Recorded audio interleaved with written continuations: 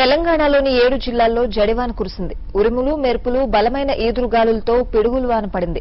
హైదరాబాద్తో సహా దాదాపు అంతటా వర్ష బీభత్సం సృష్టించింది. పలుచోట్ల పిడుగుపాటుకు ప్రాణాలు కోల్పోయారు.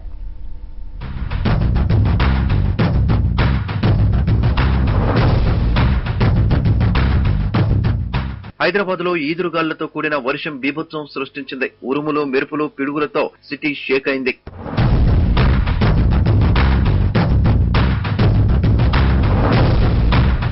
వనస్థలిపురం, ఎల్బీనగర్, దిల్సుఖ్ నగర్, మలక్పేట, ఉప్పల్, కోటి, జూబ్లీహిల్స్, బంజారాహిల్స్, బోరబండ, సికింద్రాబాద్, కూకట్పల్లి తదితర ప్రాంతాల్లో భారీగా వర్షం కురిసింది.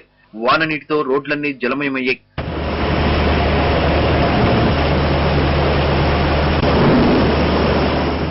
బలమైన ఈదురుగాళ్లకు చెట్లు విరిగిపడ్డాయి. విద్యుత్ స్తంభాలు నేలకూలాయి.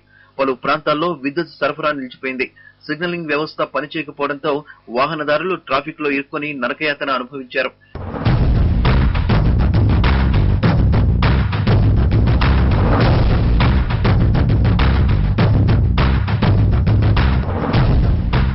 నల్గొండ జిల్లాలోనూ వర్షాలు బీభత్సం సృష్టించాయి. గాలి దుమారానికి పలు గ్రామాల్లో ఇళ్ల పైకప్పులు ఎగిరిపోయాయి. నిజామాబాద్ జిల్లా బీర్కూర్ మండలంలో పలు గ్రామాల్లో ఇళ్లు ధ్వంసమయ్యాయి. సదాశివనగర్ మండలంలో పిడుగుపాటుకు యువకుడు మృతి చెందాడు. కరీంనగర్ జిల్లా నగునూరులో పిడుగుపాటుకు ఓ వ్యక్తి మృతి చెందగా చేపల మార్కెట్లో గోడ కూలి 2 గాయాలయ్యాయి.